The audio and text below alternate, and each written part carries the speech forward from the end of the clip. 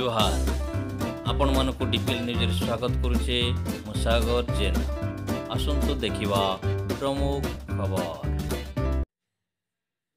डुंगरीपाली चली 16तम राज्यस्तरीय नाटक महोत्सव। यही कार्यक्रम डुंगरीपाली कवि कलाकार संघ तरफ 5 दिन धरी अनुष्ठित होउची। आज द्वितीय दिन में थिला हास्य और व्यंग कवि मानक कार्यक्रम। यही कार्यक्रम रे बहु नामी दामी हास्य व्यंग कवि जोग देइथिले। आज कार्यक्रम में मुख्य अतिथि भाव डुंगरीपाली थाना अधिकारी सत्यनारायण प्रधान जोगदे दीप प्रज्वलन कर कार्यक्रम को शुभारंभ करते। सम्मानित अतिथि भाव डुंगरीपाली सरपंच चित्तरंजन मिश्र, समिति सभ्या प्रतिनिधि युवनेता धर्मेन्द्र विश्वाल जोग देइथिले। मंच परिचालना करते शिशुपाल कलेत और घनश्याम मेहेर। सभारे सभापतित्व करते कवि कलाकार संघर सभापति विप्र चरण साहू। यही कार्यक्रम में कवि कलाकार संघ तरफ 3 जन समाजसेवी को सम्मानित करा जायतिला। सेमाने हेले समाजसेवी मेघनाथ प्रधान, उमेश प्रधान और कमल नंद। आउ 3 दिन धरी यह कार्यक्रम चालू रहिबो। राज्यर विभिन्न स्थानर नामी दामी कलाकार माने आसी यही नाटक महोत्सव रे नाटक मंचस्थ करिवे। आज डुंगरीपाली कवि कलाकार संघ तरफ आपको अतिथि करा जायतिला नाटक महोत्सव रे काना कहबो? ना तो आम डुंगरीपाली रे 16 वर्ष है चली नाटक महोत्सवटा कवि कलाकार संघर द्वारा आयोजित होचे। एथर एटा 16तम नाटक महोत्सव चली आम डुंगरीपाली बस्ती कल्याण मंडप रे। और नाटक महोत्सव होचे आम कवि कलाकार संघ करुचन से प्रकृत में धन्यवाद पात्र अटन एवं से धन्यवाद दौचे। आमर अंचल रे कलार विकास से बहुत प्रचेषा करुचन। आरी नाटक महोत्सव माध्यम रे सेटा साफल्य मंडित होगा जाऊे। विभिन्न प्रकार नाटक आज 2 नंबर दिन है और 3 दिन चलवा 5-6 दिन धरिक गोटे डुंगरीपाली गोटे लोक महोत्सव माहौल सृष्टि करुचन। से धन्यवाद पात्र एवं ये अनुष्ठान उत्तरोत्तर समृद्धि कामना करी मोर द्वारा जहाँ किसी साहाय्य सहयोग हो आगे कर्मी भी एति कहीकि ये अनुष्ठान उत्तरोत्तर कामना समृद्धि कामना कर मोर वक्तव्य समापन कर सिरजिना तिहार जेनकी आमर भावर तिहार है। याद कहते हास्य व्यंग कविता बोली करी प्रकृत रे हास्य व्यंग सबु प्रकार कविता नहीं करी सबु प्रकार कविता के नहीं करी समाज के सुधरावर जन बात करती कवि कविर पेट है समाज सुधार बल में बेटा सी भोग हेतिर लगी तो कवि के स्रष्टा बोली कहे सल्लू बोली कहे सल्लू। नाटक महोत्सव रे आपको सम्मानित करागला काना कहबे? समस्त को मोर पहला जुहार है पुष्पुनी जुहार। पुष्पुनी भेटघाट उठे जेन डुंगरीपाली जेन 16तम नाट्य महोत्सव होइए कवि कलाकार संघ तरफ से माने मते योग्य भाव जेन गोटे माने समाज सेवी सम्मानित कइछन।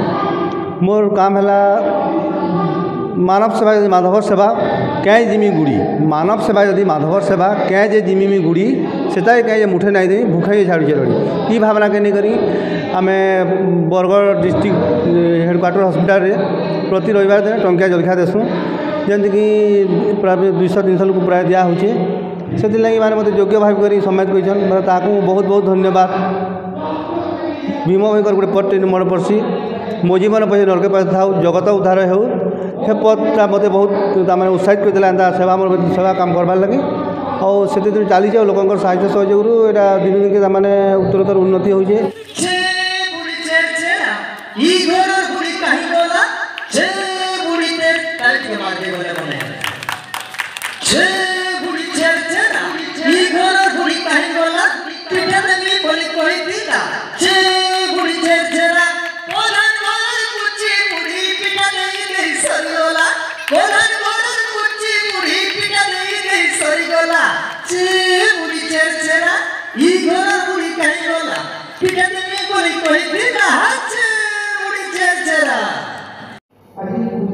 डुंगरीपाली कवि कलाकार संघ तरफ हास्य कवि गोटे प्रोग्राम दिला जोग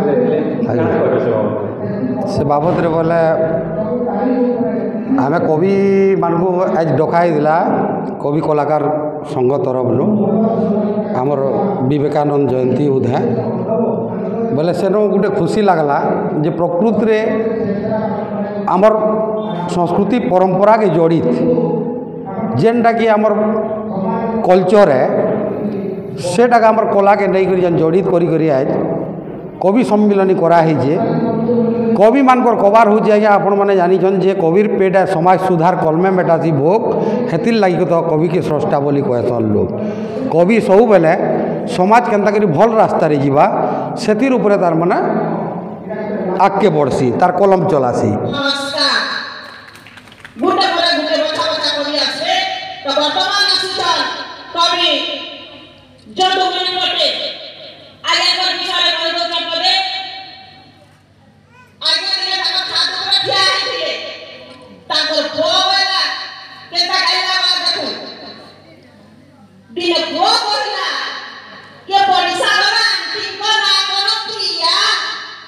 बापा ये परिसा घर आंटी को ना करो प्रिया मां कहले नहीं ताको ना तो दीपा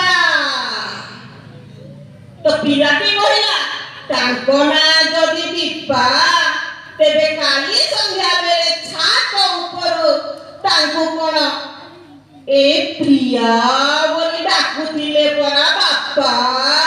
प्रिय कलाकार संघर एटा नाटक महोत्सव 16 बरस बहुत सुंदर चली समस्त सहयोग अच्छे डुंगरीपालीर आउ ई वर्ष आम 5 दिन धरी करूँ विवेकानंद जयंती युव दिवस 12 तारिख रू आरंभ कर 16 तारिख तक यहाँ चलवा पहला निशा निवारण उपरे नाट करथिले हाईस्कूल पिला माने आम डुंगरीपाली हाईस्कूल पिला माने बहुत बढ़िया है से दिन 25टा युवक शपथ नेले निशा नहीं छुँ बोलिक सेटा बड़े नुआ कथाटे आ फुसफुनी भेटघाट एथर नुआ करी करूँ आउ काली ठान मकर उत्सव आरंभ होगा सकालू संध्या पर्यंत पुणी राति 10टा 11टा पर्यंत आरंभ होगा नाटक दिन को 2-2टा नाट रखाई बरगढ़ संबलपुर बरहमपुर बलांगीर बड़कल्ले और आमर पिला माने भी गोटे शिखुन बहुत खुशी लगुचे ये उत्सव एत बढ़िया माहौल नेबा बोली से लगी समस्त को मैं धन्यवाद देमी सहयोग। डुंगरीपाली नाटक महोत्सव चली कार्यक्रम आपण